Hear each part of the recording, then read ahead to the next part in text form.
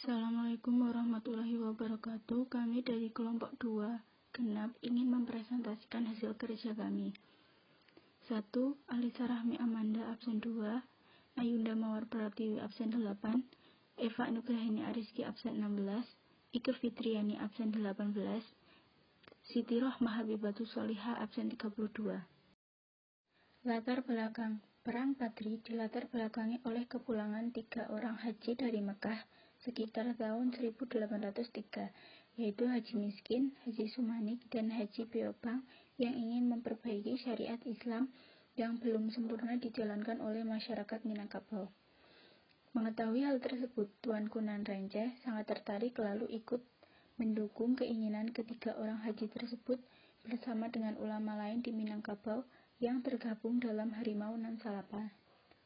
Harimau Nan Salapan kemudian meminta Tuanku Lintau untuk mengajak yang di-Pertuan Pagaruyung Sultan Arifin Muningsyah beserta kaum adat untuk meninggalkan beberapa kebiasaan yang bertentangan dengan ajaran agama Islam.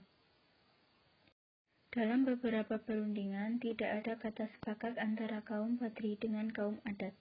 Seiring itu, beberapa nagari dalam kerajaan Pagaruyung bergejolak. Puncaknya pada tahun 1815, kaum Badri di bawah pemimpin Tuanku Pasaman menyerang kerajaan Pagaruyung dan pecahlah peperangan di Koto Tangah. Serangan ini menyebabkan Sultan Arifin Muningsyah terpaksa menyingkir dan melarikan diri dari ibu kota kerajaan. Dari catatan Raffles yang pernah mengunjungi Pagaruyung pada tahun 1818 menyebutkan bahwa ia hanya mendapati sisa-sisa istana kerajaan Pagaruyung yang sudah terbakar. Perang Badri dibagi menjadi 3 fase. 1. Fase pertama pada tahun 1821 sampai 1825. Fase kedua pada tahun 1825 sampai 1830.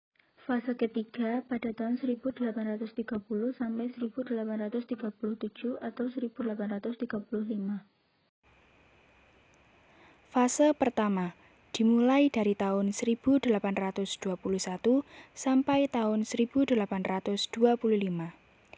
Dimulai bulan September 1821, pos-pos Simawang menjadi sasaran serbuan kaum Padri.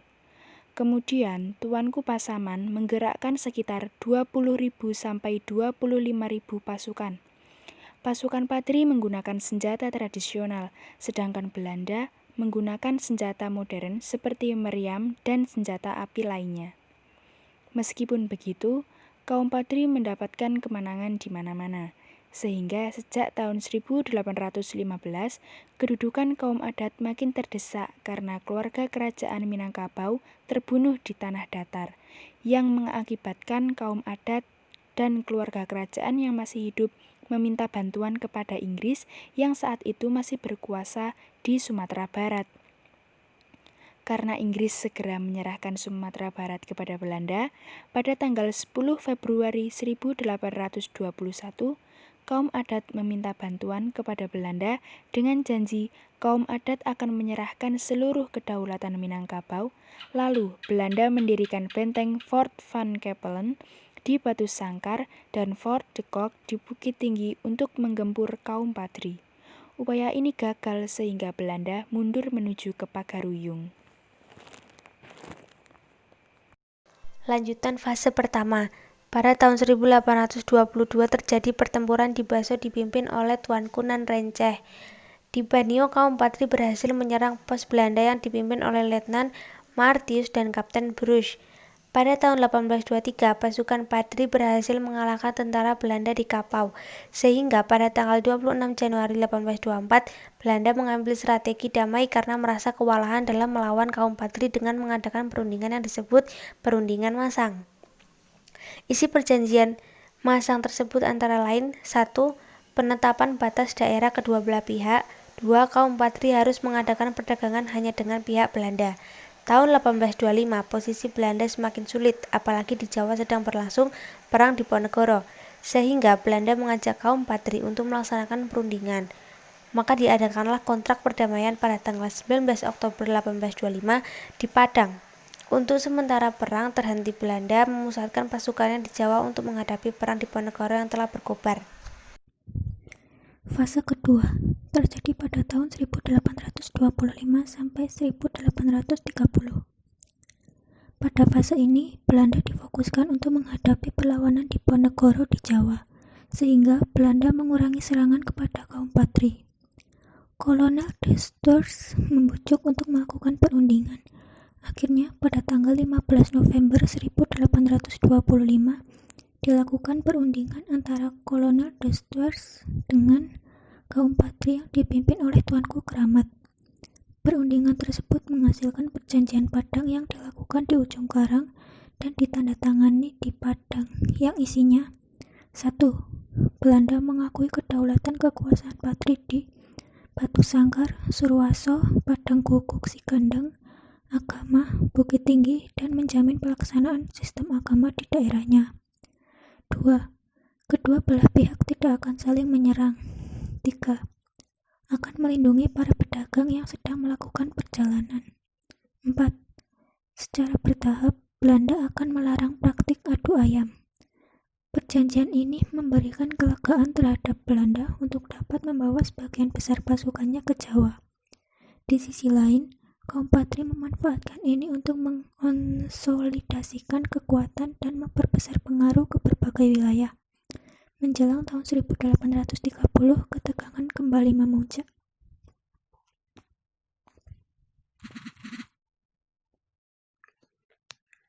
Fase ketiga tahun 1830 sampai 1837 atau 1838. Setelah Perang Diponegoro berakhir pada tahun 1830, semua kekuatan Belanda dikonsentrasikan ke Sumatera Barat untuk menghadapi kaum Patri. Pada fase ini, kaum Patri mendapatkan simpati dari kaum adat yang menyebabkan kekuatan para pejuang di Sumatera Barat meningkat. Kaum Patri dari Bukit Kamang berhasil memutuskan sarana komunikasi Belanda di Tanjung Alam dan Bukit Tinggi. Tindakan itu dijadikan Gelafri untuk menyerang Koto Tuo di Ampe Angke. Tahun 1831, Gelafri digantikan oleh Jacob Elout yang mendapat pesan dari Jenderal Van der Bos melaksanakan serangan besar-besaran. Setelah Elout menguasai Batipuh, kemudian ia ditujukan ke benteng Marapalam. Dengan bantuan 2 orang Patri yang berkhianat, pada tahun 1831 Agustus, Belanda berhasil menguasai benteng Marapalam. Dengan begitu, beberapa nagari di sekitarnya ikut menyerah. Tahun 1832, Belanda meningkatkan ofensif pada kekuatan kaum Patri. Pada tahun 1833, Belanda melakukan penyerangan pada pos-pos pertahanan kaum Patri yaitu Banu Hampu, Kamang, Guguk Sigandang, Tanjung Alam, Sungai Kuar, Candung, dan Nagari di Agam. Penyerangan Guguk Sigandang merupakan catatan hitam dengan penyembelihan dan penyincangan terhadap tokoh-tokoh kaum Patri, sekaligus mereka yang dicurigai sebagai pendukung Patri. Penyerbuan Kamang mendapat perlawanan sengit, namun berhasil dimenangkan Belanda. Dalam penyerbuan itu, mengakibatkan timbulnya banyak korban dan ditangkapnya Tuanku Nan. Lanjutan fase ketiga, Van den Bosch menerapkan strategi winning the heart pada masyarakat, yaitu strategi untuk memenangkan hati kaum Patri berupa penghapusan pajak pasar dan berbagai jenis pajak. Penghulu yang kehilangan penghasilan akibat penghapusan pajak kemudian diberi gaji 25-30 gulden. Para kuli yang bekerja untuk pemerintah Belanda juga diberi gaji 50 sen sehari. Elout digantikan oleh F. Francis, kemudian dikeluarkanlah plakat panjang. Plakat panjang yaitu pernyataan yang isinya tidak akan ada lagi peperangan antara Belanda dan kaum Patri. Setelah pasukan Tuanku Nan Cerdik dapat dihancurkan kemudian digantikan oleh Tuanku Imam Bonjol, tahun 1834 Belanda memusatkan penyerang kepada pasukan Imam Bonjol. Tanggal 16 Juni 1835, Benteng Bonjol dihujani meriam.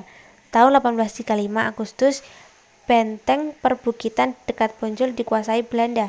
Pada saat itu Imam Bonjol ingin berdamai, tapi Belanda tidak memberi jawaban, justru semakin ketat mengepung pertahanan di Bonjol. Tahun 1836 benteng Bonjol dapat dipertahankan, tapi satu persatu pemimpin Patri ditangkap yang kemudian melemahkan pertahanan pasukan Patri. Bulan Oktober 1837, Belanda mengepung Benteng Bonjol. Tanggal 25 Oktober 1837, Imam Bonjol ditangkap dibuang ke Cianjur, Jawa Barat. Tanggal 19 Januari 1839, ia dibuang ke Ambon.